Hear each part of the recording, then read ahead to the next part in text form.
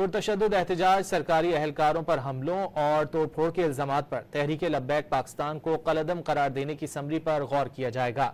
वज़ीर आज़म शहबाज शरीफ की सदारत में आज होने वाले वफाकी काबीना के इजलास में मजहबी जमात TLP पर पाबंदी की मंजूरी दिए जाने का इम्कान है। पंजाब काबीना ने TLP पर पाबंदी लगाने की मंजूरी देते हुए इस हवाले से समरी वफाक को भिजवा दी थी।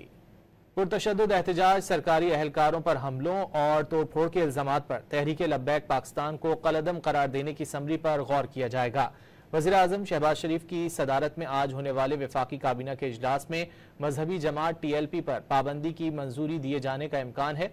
पंजाब काबीना ने TLP पर पाबंदी लगाने की मंजूरी देते हुए इस हवाले से समरी वफाक को भिजवा दी थी।